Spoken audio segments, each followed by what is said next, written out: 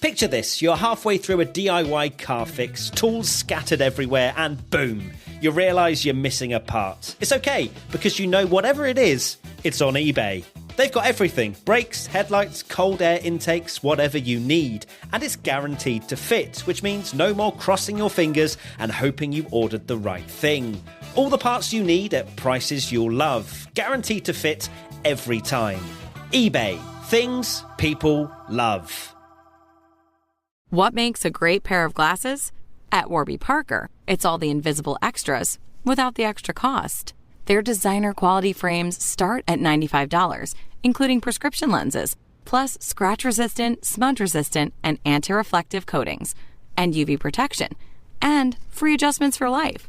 To find your next pair of glasses, sunglasses, or contact lenses, or to find the Warby Parker store nearest you, head over to warbyparker.com.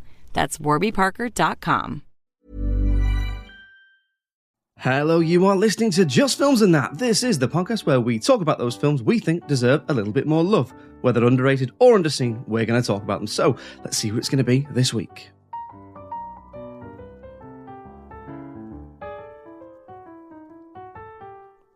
Hello, yes, welcome back to another Just Films and That. I'm Josh Halloran. I'm joined, as ever, by my co-host, Jamie Alton. Jamie, how you doing? Not bad, Josh. Feeling Christmassy. It's Christmas, isn't it? Christmas now. Yeah. So everything's out the window. Yeah. You looking all forward to the Christmas? presents that I bought, they've been given out. Yeah. From the to the right people? Shell. I just went to the Shell garage. Everyone got some crackers. Yeah, Tic Tacs are good though, aren't they? Yeah. Oh, actually, petrol. I just got some petrol for everyone. What colour vape are you going to get me? Cherry and asbestos. But no, yeah, anyway, so this is your first Christmas episode, isn't it? Yeah. What's an Alton Christmas like? How do you feel about Christmas? What's your day look like? I wake up alone. Yeah. I text my ex. I say, "Oh, okay. Well, let's see if it was really worth it today on all these days." And then I'll normally get a reply that says, like, "I'm actually very happy," and I have been for the last 5 years. Then I'll go around to my mum and dad's, have a roast, and then 11 a.m. hits, the loneliness gets there, and then we'll watch a film, probably. Yeah. Well, speaking of films, we are joined by another brilliant guest. She's a comedian, she's a writer, she's a podcaster in her own right. Esther Manito, welcome to the podcast. How are you doing? Didn't know what to say. Didn't know how to respond to that. I didn't know how to respond to that. I've lost the ability to have any normal conversation with anyone at the moment. Because it's December and it's havoc. It's like I did a gig the other day and I literally went, "Well, I've been Esther Manito, you've been great." And then I just went, "No, bye-bye." So I'm just losing the ability to communicate. But yes, I'm fine. Thanks for having me. It's a pleasure. Thanks for taking the time out to come on. So how are you around Christmas? Are you a Christmassy person? You bothered about Christmas? Do you get into it? Yeah. Yeah.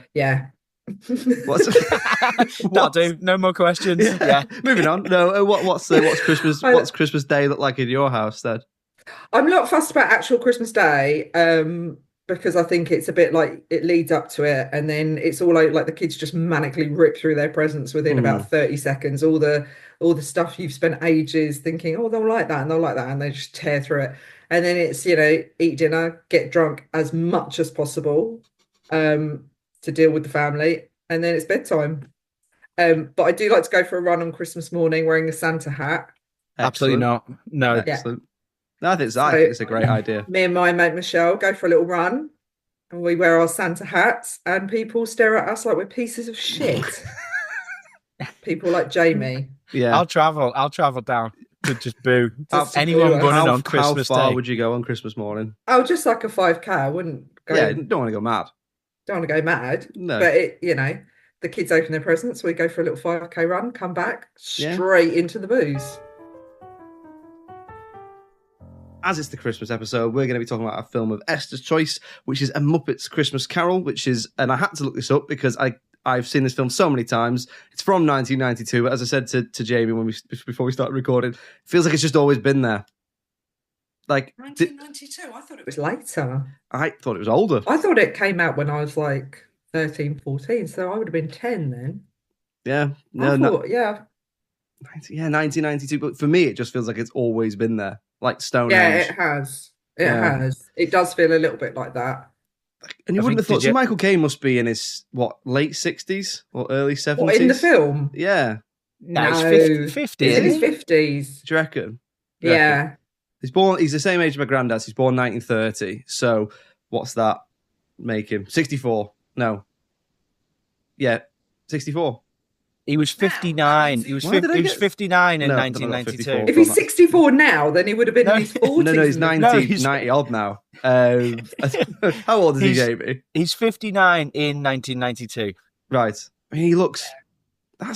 I think they aged him up a bit in this, didn't they? They give him the old hair. Michael Caine's always looked the same. Even when he was a young man, he looked like an old young man. He's like Jamie, very, very weathered, a weathered-looking soul. Why are you being mean to me, Esther? I've wished you a Merry Christmas. I sent you a card, which you sent back unopened, and how do you feel about being called a withered soul, Jamie?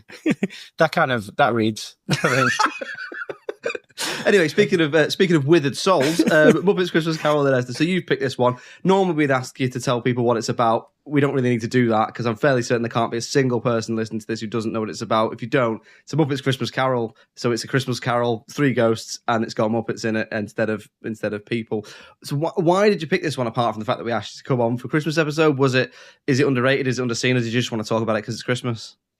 You said I've got to choose a Christmas film. I did. So I chose this Christmas film. So that's why I chose it. Because some of the other Christmas films start to do my head in a little bit, but this one hasn't. Elf, I'm getting a bit bored of Elf. And I like Elf, but it's starting to bore me a little bit. Snowman, I'll watch it, but we all know. I mean, you can't really get into it. It's not gripping. It's not a gripping film. I don't mind Home Alone 2. I'm a little bit bored of Home Alone 1. Die Hard, is it a Christmas film? I've never seen it. You never seen Die Hard? The most boring people do this conversation every month, though. The most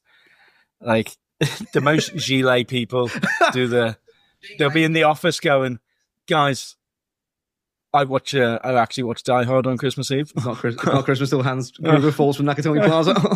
And every year I get sent the Die Hard ornament of Bruce Willis in the tree. People send it to me and go, hey. Yeah, look at this. You're a comedian. I mean, Jamie, do I even need to ask you, have you seen Muppets Christmas Carol before? Obviously you have, because you just mentioned that. Speaking about not getting bored of it, so I do like the 2-year thing on most Christmas films where if I watch Die Hard 1 year and then I won't watch it the next year just to keep it a bit fresh. But I was actually up for watching Die Hard because I've never seen it, but the kids were like, absolutely not. So we're going to the cinema to watch because we always go and watch a Christmas film in the cinema as soon as they break up from school. That's like tradition.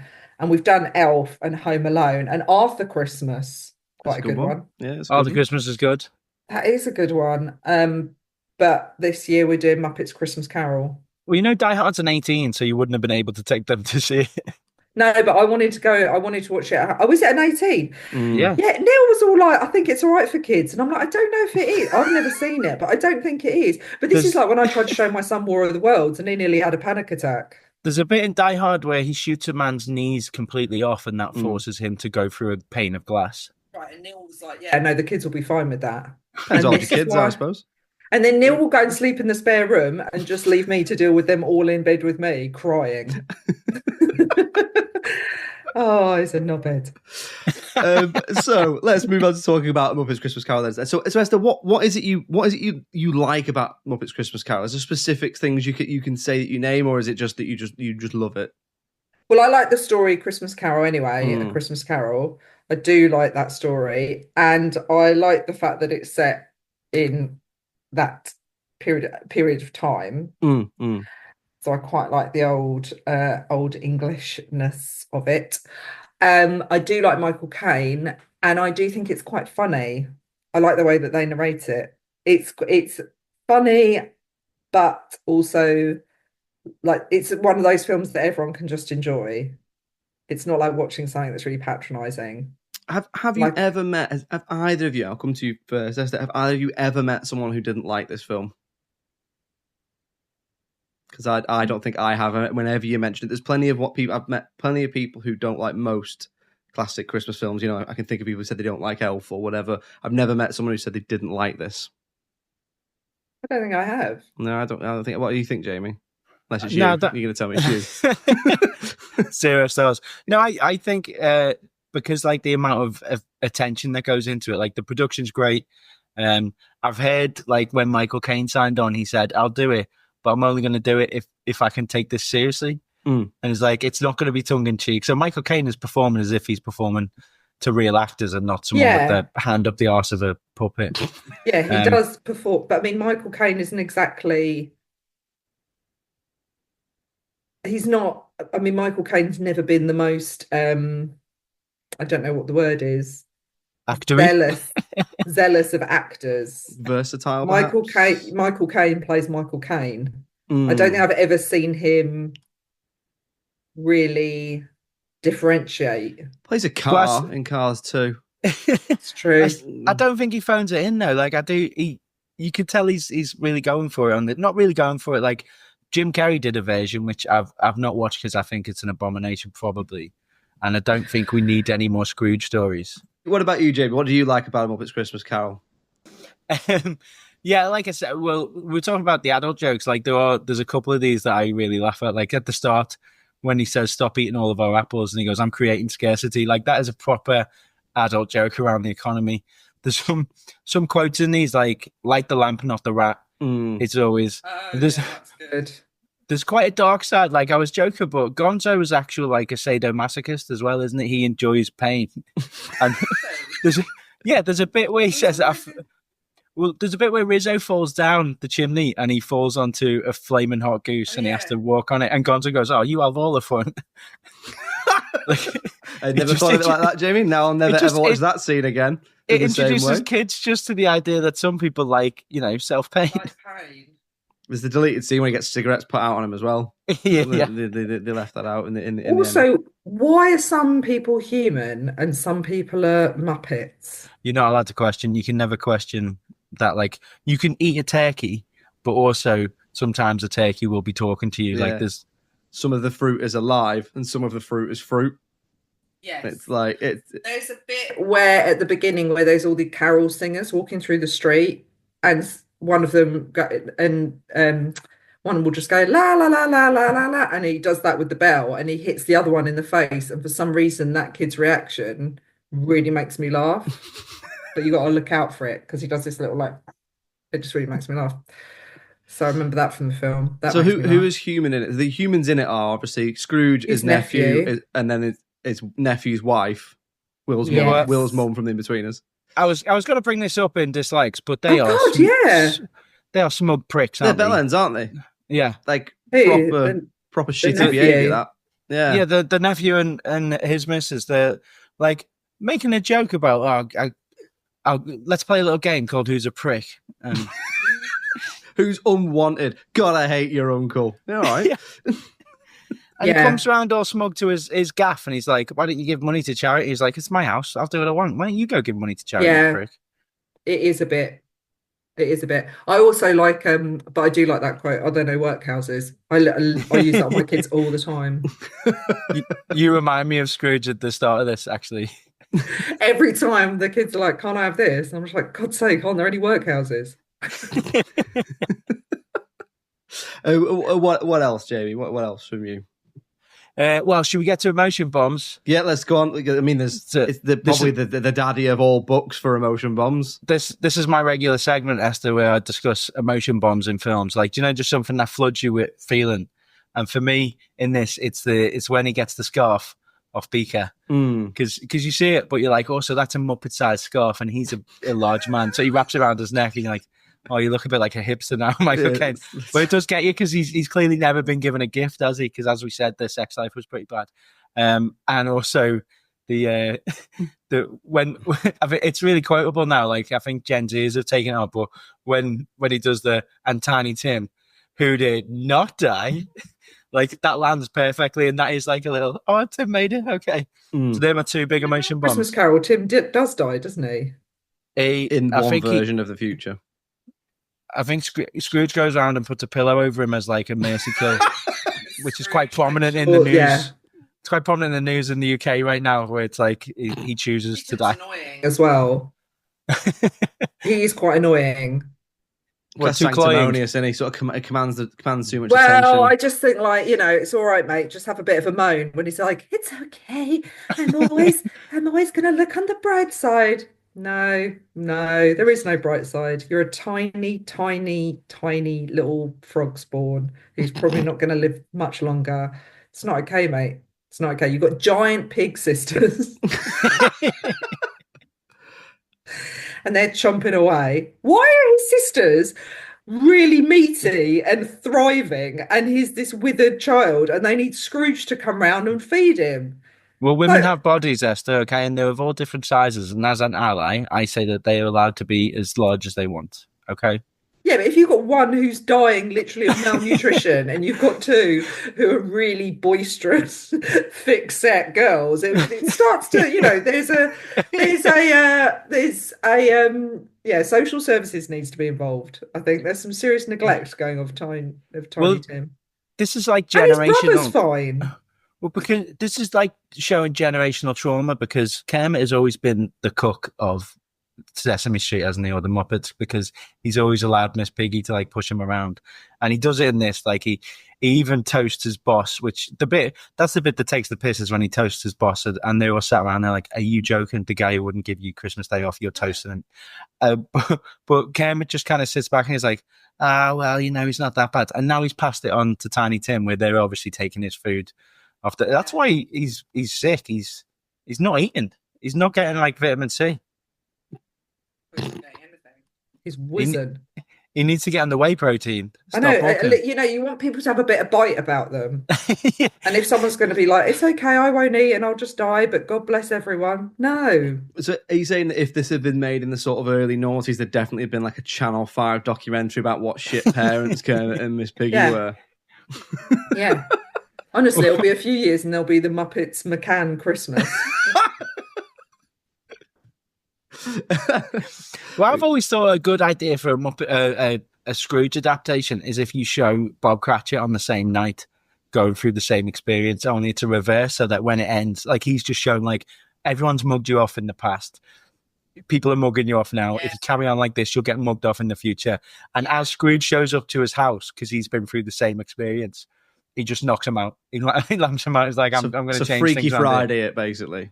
Yeah. They swap positions, and one learns about each other's experience. But someone who's like a real do-gooder, so like Mother Teresa or something. Mother Teresa becomes an arsehole. How did it happen?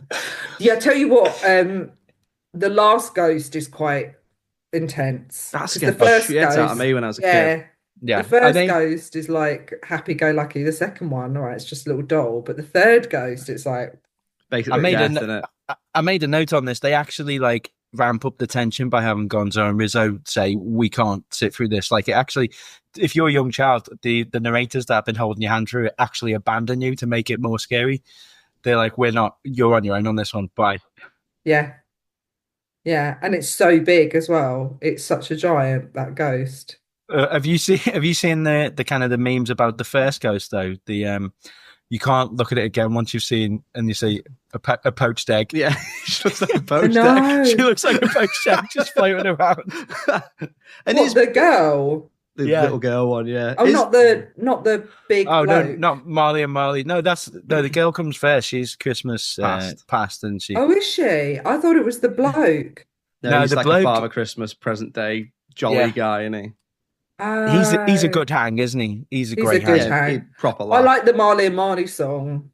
I really like that song. That's probably the best song, I'd say. I think it's that's quite emotional when they're like, the chains that we wear, these chains are waiting for you. I mean, if more people had that vision, more people would sort their shit out. Okay, so let's move on to talking about things that we didn't like about Muppet Christmas Carol, which is not a sentence I think anyone's ever said. But anyway, let's see if we can get any juice out of the fruit. Is there any? I'll come to you first, Jamie. Is there anything for you? Is there anything you can bring yourself to say you don't like? I mean, I've made light of it, but I do think Kermit needs a bit more of a backbone. Like, I know it's a funny joke when Scrooge shows up at his house and he's like, I brought all these gifts, and Miss Piggy's like, I'll fucking tell you. And then she says, oh, actually giving him a raise.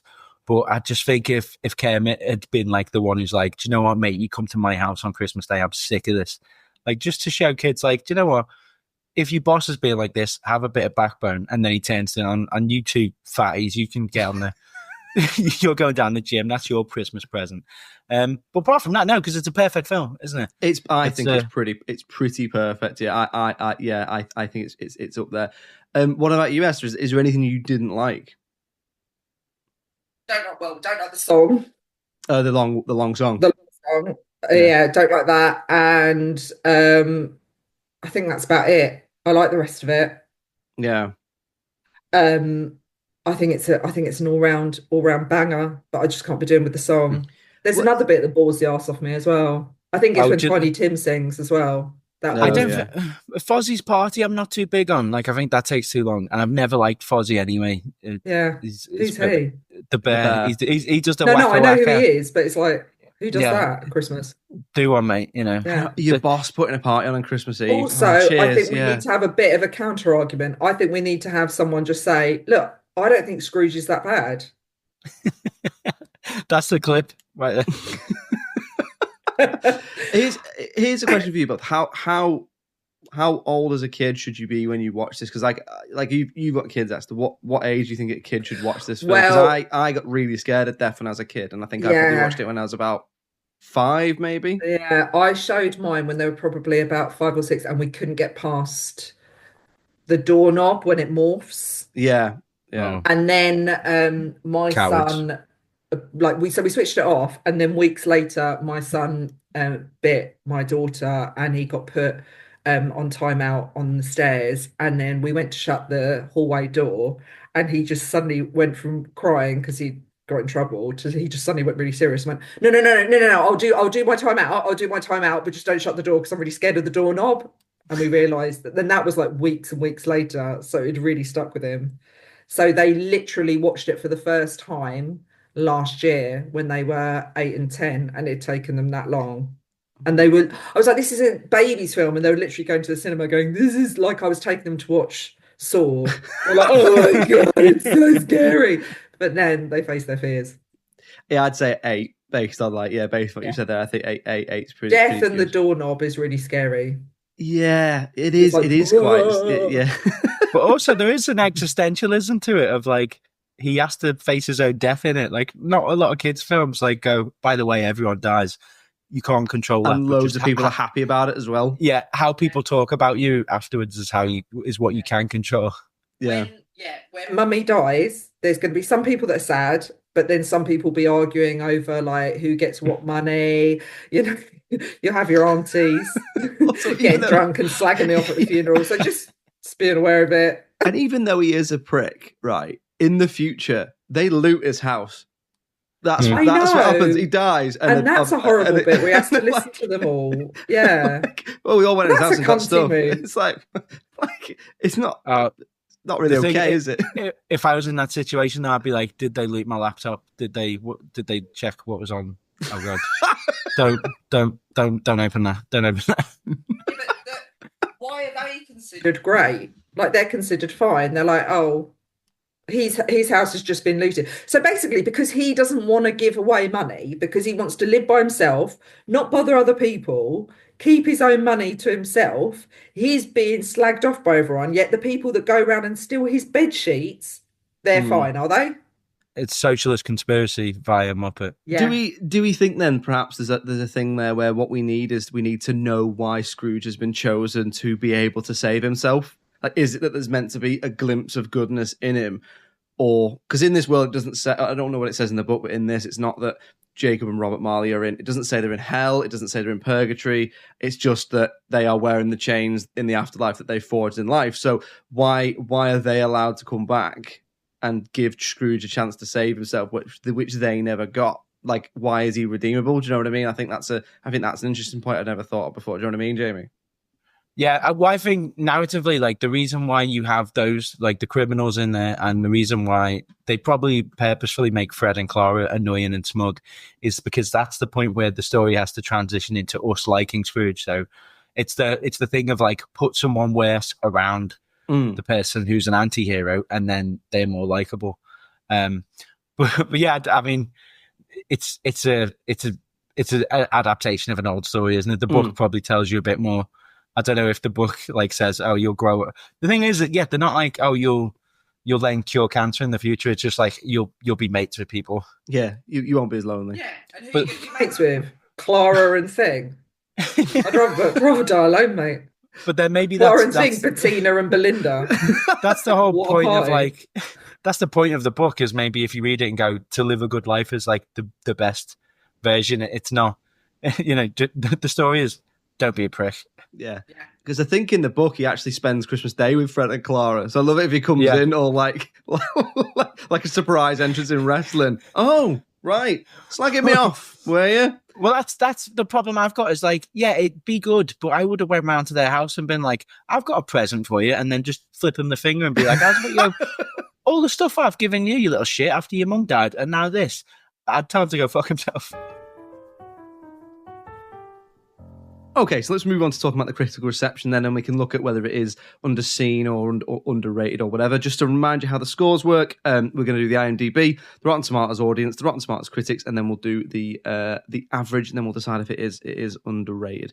I mean, how do you think it did, Jamie, in terms of the critics' scores? Because on one hand, it's pretty perfect, but on the other hand, who knows?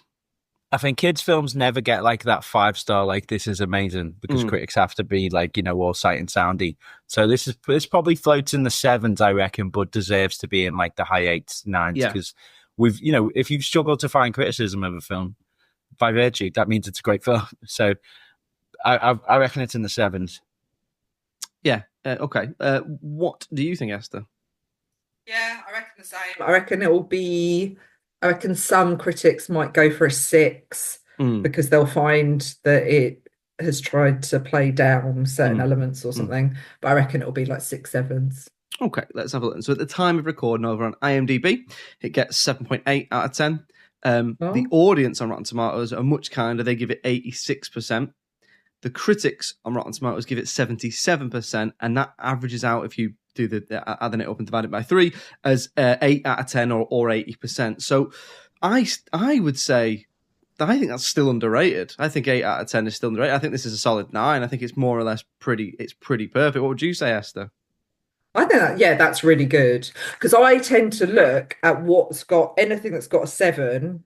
I would then go and watch. When things have got like 4 or 5, I'm like, no. But I think even when something's pretty solid, it still gets a 7. Yeah, I've seen people start to turn away, like especially on Rotten Tomatoes, if something's in like the 95, they're like, well, that's going to be a critic's film, so that's going to be boring because it's going to have a message. Yeah. And I don't think it's underseen, is it? Let's be honest. I think I've not met many people who haven't seen this, but I think the rating for me, I would say, I think we can probably conclude there that it's underrated, but I think it's fairly widely seen. Would you both agree? Yes. Yeah. Go watch it again. Yeah, I'm going to go and watch it I'm going to go and watch it, the sing-along version, but I've forgotten about the long song. You go and get a drink at that point. Yeah, I'll go and get a drink. Well, Esther, thanks very much for coming on. Glad you could talk to us about Muppets Christmas Carol. Tell the guys at home, what have you got going on? Where can they check out your stuff? You can find me at Esther Manito on everything. And I haven't got my dates for my tour, but I will be going on tour next year. So if you give me a follow on Instagram, you'll see the dates soon. Brilliant. And you've got a podcast as well, is that right? Oh, yeah, I've got podcasts as well. Keep forgetting to plug that. It's Ghastly Women with myself and Lily Phillips, where we discuss women who do horrible things. Brilliant. Excellent. So we will be sure to put links to all that in the episode description, and we'll put stuff out on social media when Esther does go on tour and the dates are available, stuff like that. Esther, thank you so much for joining us, and have a great Christmas. And you, thank you so much for having me. Cheers, Esther. Well, there we go. Another Christmas special done. Muppets Christmas Carol. Obviously, it was going to be underrated because it is pretty much perfect, and I'm yet to hear anyone argue the case with me. Thank you very much for Esther for coming on. As we said in the episode, do check out her stuff. She's fantastic. She's really, really funny, really, really great. Check her out on tour as well. There'll be links to her stuff in the episode description, and we'll put stuff out on social media when we've got it. Thank you very much for listening to the episode. We'll be back next week with an In Between Us special. And in the meantime, if you'd like to get in touch with us, it's filmsandthatpod@gmail.com. We're on all the social medias. If you just search for Just Films and That on Facebook, Twitter, Instagram, TikTok, or YouTube, you can find us. We're always putting stuff out there. Thank you very much for listening to us. And it's a very Merry Christmas. Hope you have a lovely day. Merry Christmas. Bye-bye. Cheerio.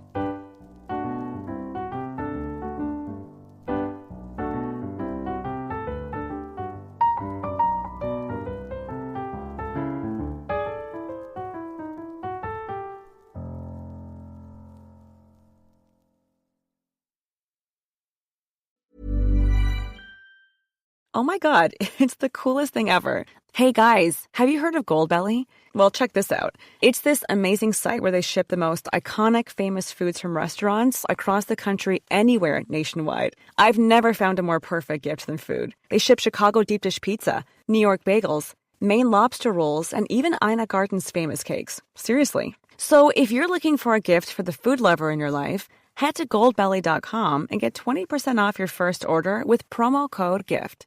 What makes a great pair of glasses? At Warby Parker, it's all the invisible extras without the extra cost. Their designer quality frames start at $95, including prescription lenses, plus scratch-resistant, smudge-resistant, and anti-reflective coatings, and UV protection, and free adjustments for life. To find your next pair of glasses, sunglasses, or contact lenses, or to find the Warby Parker store nearest you, head over to warbyparker.com. That's warbyparker.com. Discover Hydro, the best-kept secret in fitness.